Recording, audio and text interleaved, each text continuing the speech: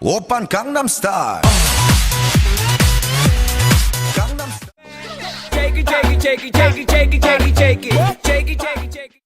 Hello, my name is Courtney Champion. And I'm Rene. Welcome to our channel. From Korea to Colombia. So, in this segment, we are going to discuss manners and customs. Thanks to two of my students, Maria and Lucas, for asking the question about the differences between the two countries' manners and customs. Yes, thank you, Maria and Lucas. First, we're going to talk about greetings. So, when we are in Korea, when you greet hello and goodbye, you have bows and certain handshakes. For example,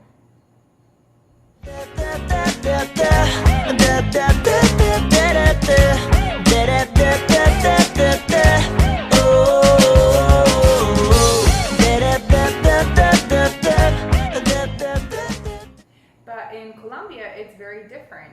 They do more of a cheek kiss on the right-hand side, the men and the woman. And then the men tend to more shake hands with each other and sometimes give a little, tap on the back. But also, eye contact is very important here, though. When you do, obviously you can't with a cheek kiss, but amongst the men, when you shake hands, you got to lock eyes. That's really important. Whereas in Korea, there wasn't much eye contact with the students. When you greet them, there is high fives or waving. And when for me, with another little girl, you can hug them, just a little hug, not too much, but because they are like very distant, they're all about distance, but hugging is becoming more popular in their culture. I remember even after 3 years working with my co-teacher, it was still awkward to give her a hug because it's not common. It is not common. For the younger generation, yes, it's becoming more common, but their hugs are still kind of like, with the younger awkward. generation, they kind of give you a hug and it's like, what just happened? What was that? Well, here though, hugging is very popular. Yes. The students all hug each other, whether it be girls, guys, girls, they all hug each other. They're very touchy with each other, playing with each other's hair in class, holding each other's hands. It's kind of like, what are you doing? Are you boyfriend and girlfriend? And be like, no, we're just friends. It's like, and they really aren't boyfriend and girlfriend. No, they really aren't. It's like, this is my best friend. I'm like, interesting. Very interesting. Here, it's totally different. Yeah. They're more aggressive. Yeah. They love that Especially hugging. the couples. Yes. The couples are yeah. very aggressive when they show it. They hold hands, they kiss. Yes. They give kisses. The way that they speak with each other, they're a lot more aggressive.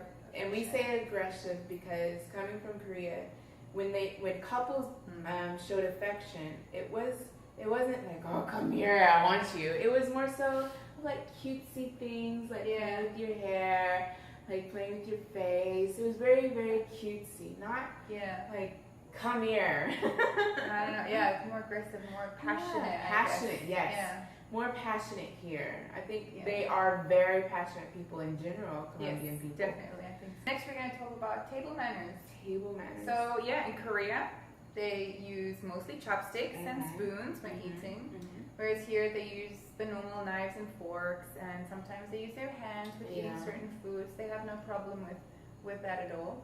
No. Yeah. One thing that we still were not able to get used to in Korea. I think this was everyone's pet peeve. Yes, it was. When Koreans eat, they have the tendency to smack or slurp. And my goodness, for us, it's rude. Do not smack or slurp at the table. I mean, I think all of us can say that if we were to do that back home, our moms would probably give us a nice smack on the head. Be like, what do you think you're doing? That is not how you eat. No, but it's not because they're being rude. It's part of their culture. It's them saying, oh, this is nice food. This is really good. Yeah.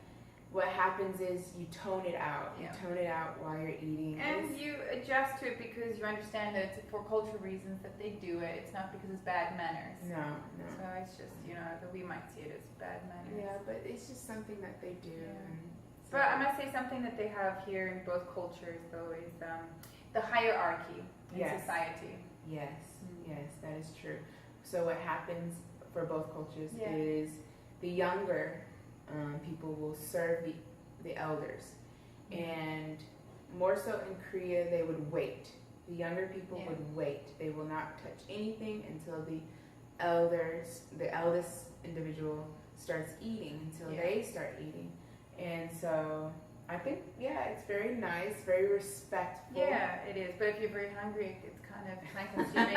When the elder at the table is, had a few too many soju and he's very talkative, it's kind of like, come on, my stomach is making noises. Please help me. Yeah, but it's pretty cool. I think that both of the cultures they have that similarity. Yeah, that whole hierarchy respect. Society. Yeah, in Korea. What they would do is that they would share dishes. They would have small little side dishes all over the table, all over the table. Then a huge pot of the main dish, and each person has their own individual plate. And what they would do is like serve out of the plates, use their spoons or their chopsticks, and just take from each little plate or the main dish and just eat from it. Yeah, and I mean, in Korea they believe that sharing is caring. Yes. They literally follow this. They follow it. It's like, oh, here, taste this, and it's like you just put it in your mouth. It's like, okay. Sharing is okay. If you have a problem with sharing, get over it because it is very rude, and you will never eat with a lot of Korean people because that is what they do. That's what they do. They share. Yeah, they share. And you get used to it. It's actually quite nice. It's not so bad. It's actually quite. I miss that. The whole sharing of the dishes. But in Colombia, they share. They do a little sharing. They in a different way. Yeah. In a different way. They don't share like you have your own plate, obviously, when you eat your meals. But they'll share their snacks and fruit. Offer you a meal or something. Offer you a meal. And when they offer you, make sure you do not say no. Do not refuse anything. Offering. We once did that. We were running late and turned down a meal, and we will never do that again because it was very awkward. Some things were said to where it was like, we are so sorry. We were like later on, we were just like, we are so sorry. We didn't know it was offensive of us to do that. And so never again. We will always say yes because that is number one here. Don't say no. They don't fully have a no here. It's kind of like they have a yes, yes, and a no, yes. No, yes, that's what they said at orientation, at the Colombian orientation. They were just like, a no, yes. Yeah. Oh my gosh. Do you remember, actually, this is another funny one. In Korea, how they had that, they also told us this at orientation in Korea, that people don't really blow their noses in public. It's seen as being very rude. So if you have flu or a really runny nose or something, you're going to be getting up a lot of times to go and blow your nose somewhere else because it's seen as being rude. But then the weird thing is that there, everyone spits everywhere. They spit everywhere. It's so dirty. I mean, my students, even the middle school students, like in the passageways and on the staircases, there's just these little spitballs everywhere. It's like dodge the spitball when you're like walking too fast. It's mainly the men that do it. Women, they'll spit a little, but it's not a lot. It's just they'll just kind of like on the ground or something. But the men, they'll do some hawkers and what was that called? Where they the nastiest thing ever, where they do a shooting star. Oh, that's disgusting. Oh my god, that's just your snot though. But it's disgusting. The older men, they'll just like do that here. They do it in China as well, but they'll just like it's different.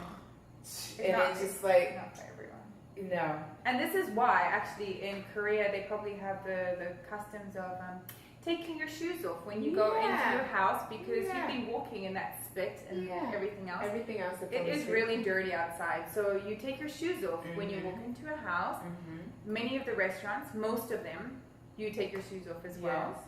Because a lot of them you're seated on the floor. So even at schools, when you come to school, you take off your shoes, your outside shoes, and you put on your inside shoes. Yeah. And for the rest of the day at school, you walk around in your inside shoes. Yeah, your slippers. Yeah. I miss my slippers, just walking around Socks and everywhere. slippers, yeah.